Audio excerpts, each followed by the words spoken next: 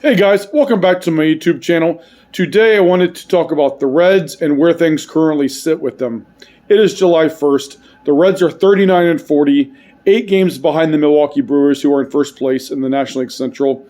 And this is a very precarious time for the Reds. In fact, I would go so far as to say these are must-win games. The trade deadline is at the end of the month, and they will have to make some huge decisions pertaining to the future direction of this ball club. A couple weeks ago, they were only 2 games back. Now they're 8.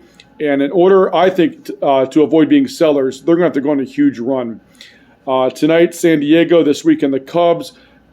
Huge series against the Brewers to close the month. So they're going to have to do some major damage in order to avoid being sellers, which I'm afraid is going to be their ultimate fate.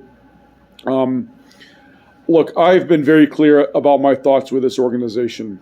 You have 2 MVP candidates in Nick Castellanos, Jesse Winker. You have young emerging talent, Tyler Stevenson, Jonathan India. You have Votto. You have other players who have stepped up and contributed, like Tyler Naquin and others. And to surround those guys with this bullpen has been an absolute joke. But I've read about that all year, and they seem to be content just to let it ride.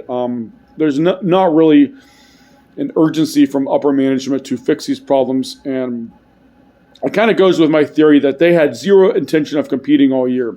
In fact, I recently said on Facebook, this really feels like a real-life major league situation where they are fighting against ownership, who is desperate to strip this team down. Now, it's really frustrating because they signed a lot of these guys to multi-year deals at the start of last year, and I've always felt all along, if COVID wrecked this organization that badly, they need to sell this team to people with deeper pockets, because what Bob Castellini is doing with this organization right now is a joke. It is unfair to surround these guys with that filth in the bullpen, and myself and others are completely fed up. So it's just, this team is just so inconsistent. They can't go on a run. They can't sustain anything, and they will have to play completely out of character, I feel like, in order to avoid being sellers at the trade deadline. I'd really hate to see it. And truth be told, I don't trust them to be sellers. They half-assed the last rebuild. Let me back up. They half-assed the last rebuild. They take half measures. They don't ever really go all in or rebuild.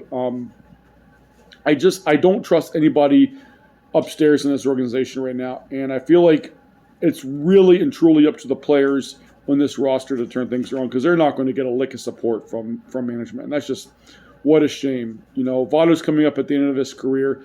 Myself and others would love nothing more than to see him compete for a World Series, but this team has wasted his prime. They've wasted his talent. And last night was an incredible moment as he celebrated his 1,000th RBI with that majestic home run. And for what? This team decided to surround the greatest hitter in Reds history with this. It's just a shame, and this team is circling the drain.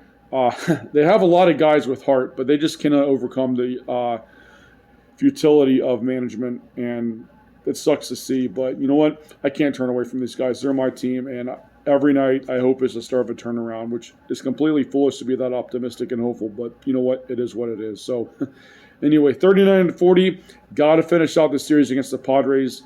Thank God we don't have to see that team anymore this year, because they have been absolutely terrible against the National League West this year as a whole. But anyway, division play coming up with big games. Excited and nervous to see what it brings. As always, I thank you guys for watching. I'll talk to you later. Take care. Bye.